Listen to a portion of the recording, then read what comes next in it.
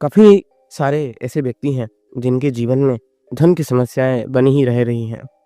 चाहे घर का विषय हो, चाहे खुद का विषय हो, चाहे निजी जीवन हो, चाहे भौतिक जीवन हो, प्रत्येक जीवन में मनुष्य के धन की कमी एक मुख्य परेशानी के रूप में सामने आती है। और इस धन की कमी को क्या मनुष्य जीवन भर झेलता रहेगा? कभी क्या मनुष्य जीवन में से धन की कमी से आगे बढ़ नहीं पाएगा? उत्तर है कि धन की कमी मनुष्य के जीवन में कर्मों की वजह से आती है और कर्म जो है अगर सही नहीं हुए, प्रारब्ध अगर सही नहीं हुआ तो धन की कमी बनी रहती है। तो क्या ऐसी परिस्थिति में क्या हमें हार मान लेना चाहिए या फिर हमें सभी चीज़ों को छोड़ के केवल और केवल अपना जो जीवन है उसको कंटिन्यू करना चाहिए? जी नहीं, ऐसा बिल्कुल नहीं है। कई सारे ऐसे उदाहरण हमारे शास्त्रों में हैं जहाँ पे जो लोग प्रारब्ध के कर्मों के वजह से निर्धन हो गए थे, किंतु देव उपासना और मंत्र साधनाओं के दम पे वो राजा अर्थात राजकीय ऐश्वर्यों को भोग करके अपने स्वर्ग प्राप्ति की ओर आगे चल गए थे। तो इन उदाहरणों से हमें ये सीखने को मिलता है कि मंत्र साधना के दम पे हम धन की प्राप्ति कर सकते हैं, धन का मार्ग खोल सकते हैं।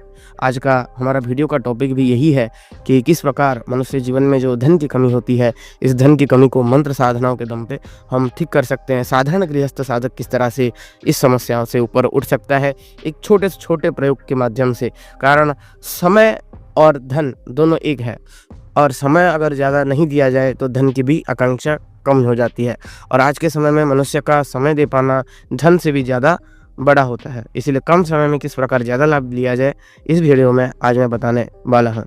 मैं सभी को स्वागत करता हूँ प्रोजेक्ट महाविद्या में। सभी को जय श्री महाकाल, जय मां काली।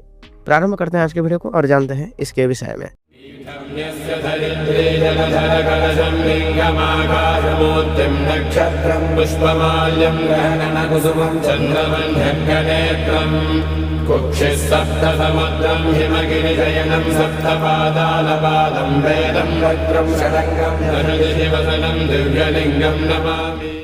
गुरु परंपराएं। गुरु परंपराओं में सर्वश्रेष्ठ गुरु परंपरा भारत की आदि गुरु शंकराचार्य की रही है और जिन्होंने अद्वैत वेदांत को पूरे भारत में फैलाया वो अपने आप में एक बहुत बड़े तंत्र विज्ञ और उच्च कोटि के साधक थे। उनके माध्यम से एक तांत्रिक स्तोत्र का रचना किया गया जो कि था कनकधारा स्तोत्र। केवल लोग जानते हैं कनकधारा स्तोत्र को रचना किया गया, जबकि कनकधारा स्तोत्र के साथ कनकधारा मंत्र और कनकधारा यंत्र का भी रचना किया गया था आदि गुरु शंकराचार्य जी के द्वारा। किंतु बहुत सारे लोग ऐसे भी हैं इस विषय में जानने के बावजूद भी कनकधारा स्तोत्र मंत्र और यंत्र का प्रयोग करते हैं, किंतु उनको पूर्ण फल की प्राप्ति नहीं हो पाती है। तो ऐसी परिस्थिति में क्या किया जाए? बहुत लोग बोलेंगे हमने बहुत सारे वैदिक कनकधारा अनुष्ठान करवा लिए, वैदिक ब्राह्मणों को बुला के करवा लिए, लेकिन पूर्ण नहीं हुआ, उसका फल हमें विशेष कुछ मिला नहीं। मेरा उत्तर है आप सभी लोगों को, जो स्तोत्र तंत्रात्मक है, जो स्तोत्र को तंत्र के माध्यम से जागृत किया जाता है, उसको आप वैदिक अनुष्ठानों से कैसे जागृत करेंगे? अगर कनक धारा का वैदिक प्रयोग किया जाए तो उसके लिए उतना संयमता, उतना धैर्य और उतना शीलता के साथ उतनी नियमबद्धता भी आवश्यक है जो कि आज के समय में मनुष्य दे नहीं पाता है। इसी स्तोत्र को अगर तंत्र में किया जाए तो किसी विशेष प्रकार के रूल रेगुलेशंस को ना मानते हुए केवल और केवल उस गोपनीय विधियों से किया गया कनक धारा स्तोत्र का अनुष्ठान विशेष फलदायी होता है। अनुष्ठान तो फिर भी मैंने बहुत बड़ा बात कर दिया, अनुष्ठान नहीं, मात्र नियमित रूप से किया गया पाठ भी आपके जीवन को एक हफ्ते के अंदर परिवर्तित करने में सक्षम होता है। तो इस विद्या का प्रयोग कैसे होता है और इस विद्या को कैसे किया जाता है? इस विद्या को प्रयोग करने के लिए आप लोगों को सबसे पहले ध्यान रखना पड़ेगा कि इसमें आपको कनक धारा का जो मंत्र आदि है इसका जाप नहीं करना है, क्योंकि कनक धारा मंत्र आदि का जाप जो है केवल और केवल गुरुमुखी होके ही किया जाता है, गुरु से मंत्र प्राप्त करके ही किया जाता है। जिस गुरु ने कनक धारा मंत्र को सिद्ध करके रखा है वही गुरु ही कनक धारा मंत्र को दीक्षा में दे सकता है।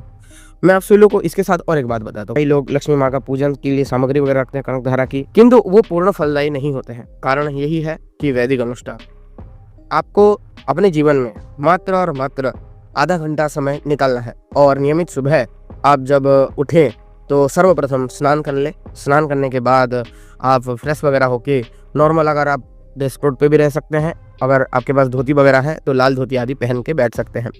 तो नॉर्मली लाल धोती या फिर ड्रेस कोड पहन के बैठ जाएं अपने पूजा गृह में। अपने सामने अगर जगदम्बा की कोई विग्रह है, फोटो है, माता लक्ष्मी की मूर्ति है, कई लोगों के घर में श्री यंत्र होते हैं, कई लोगों के घर में कनक धारा यंत्र होते हैं और कई लोगों के घर में दोनों ही होते हैं। तो वैसी परिस्थिति में अगर कनक धारा यंत्र है तो कनक धारा यंत्र को अपने सामने किसी प्लेट पर स्थापित कर लें। अगर कनक धारा यंत्र नहीं है तो माता लक्ष्मी का विग्रह है तो उसको भी स्थापित कर सकते हैं। अगर वो भी नहीं है तो माँ जगदम्बा के सामने केवल और केवल एक दीपक घृत का जला लें। अब आपने इतना कर दिया। अब माँ जगदम्बा के नाम का आपको थोड़ा सा पूजन करना है। पूजन में आप माँ जगदम्बा को धूप दिखाएं, दीप दिखाएं और भोग लगाएं। भोग में उत्तम रहता है कि आप माँ को पंचमेवा का भोग लगाएं। अगर पंचमेवा का भोग नहीं लगा सकते हैं, आप अपने मन अनुसार कोई भी भोग लगा सकते हैं। अब आपको क्या करना है, जो कनकधारा स्तोत्र है उस स्तोत्र को आपको पाठ करना है 7 बार। थोड़ा टाइम टेकिंग होगा इसलिए मैंने आधा घंटा बोला। तो आपको जो कनकधारा स्तोत्र पाठ करना है वो ऐसे पाठ नहीं करना है। आपको क्या करना है, कनकधारा स्तोत्र के प्रत्येक श्लोक के आगे और पीछे माया बीज का संपुटन करके उस स्तोत्र को पाठ करना है। साथ ही साथ प्रत्येक स्तोत्र के एंड में आपको जो है एक फूल, चाहे सफ़ेद फूल आपको प्राप्त हो, चाहे आपको गुड़हल का फूल प्राप्त हो, चाहे कोई भी फूल प्राप्त हो जो माता लक्ष्मी को प्रिय हो, अगर कमल के फूल मिल जाए तो अति उत्तम होता है। उस फूल को प्रत्येक पाठ के बाद आपको एक एक फूल माता के चरणों में, अगर विग्रह है तो विग्रह में, अगर यंत्र है तो यंत्र के ऊपर, अगर यंत्र नहीं है तो जो दीपक आपने माता के रानी के नाम का जलाया होगा उसके ऊपर आपको अर्पित करना है। विशेष ध्यान देने योग्य बात यह है कि इसका जो, अगर आपको पीडीएफ चाहिए तो डिस्क्रिप्शन में मेरे मिल जाएगा, मैं इसका पीडीएफ दे दूंगा। प्रत्येक श्लोक माया बीज से संपुटित है और संपुटित श्लोक को ही आपको 7 बार पढ़ना है।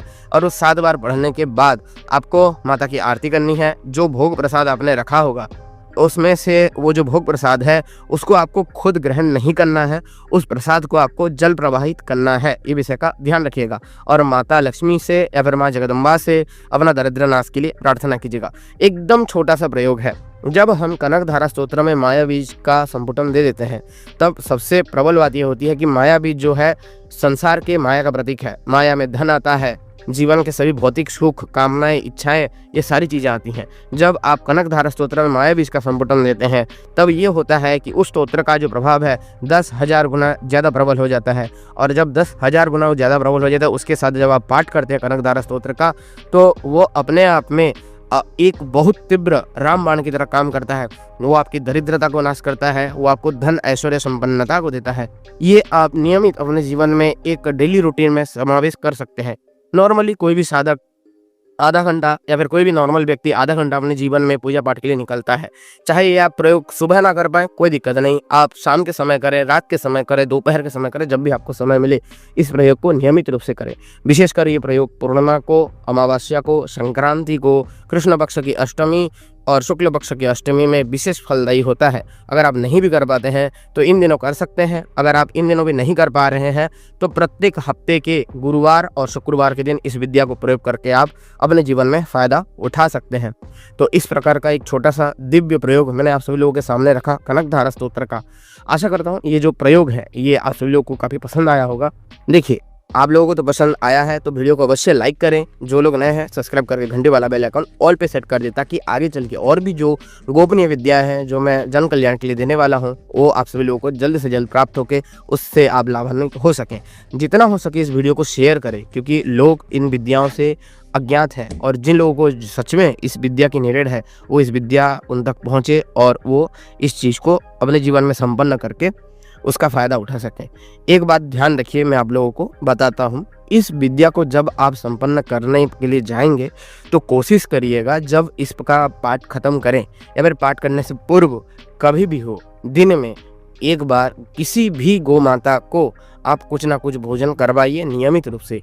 जब आप इतना करवा देंगे तो इसका जो प्रभाव है वो और भी बढ़ जाता है और अपने आप में वो जो स्तोत्र है आपको पूर्ण फल देने लगता है। मात्र और मात्र इस विद्या का प्रयोग जो मैंने बताया 7 दिन करके देखिए, आपको अपने जीवन में गारंटी के साथ परिवर्तन दिखेगा और धन के स्रोत आपको दिखने लगेंगे। लक्ष्मी बंधन भी इस स्तोत्र से कट जाते हैं और आपके जितने भी ऋण हैं, चाहे आपने कुछ भी करके रखा हो, उसके धन से रिलेटेड जितनी समस्याएं हैं वो सभी आपके जीवन से हट के आप सुखी जीवन को प्राप्त करते हैं, भोग ऐश्वर्य को प्राप्त करते हैं। विशेष बात ये थी, मैंने आप सभी लोगों को बता दी। आगे चल के मैं ऋण मोचन के लिए या फिर जिनके ऊपर बहुत ज़्यादा कर्जा है उन लोगों के लिए भी कुछ ना कुछ विद्याएं आगे देने जा रहा हूं जो कि विशेष रहेगा। इसी के लिए चैनल को अवश्य सब्सक्राइब कर लें और जो भी अगर आप सभी लोगों के कोई क्वेश्चन होंगे तो कॉमेंट बॉक्स में अवश्य पूछ लें, हम आप सभी लोगों को जरूर रिप्लाई देंगे उसका। और कोई अगर टॉपिक के ऊपर आप जानना चाहते हैं तो वो भी आप कॉमेंट में पूछ सकते हैं।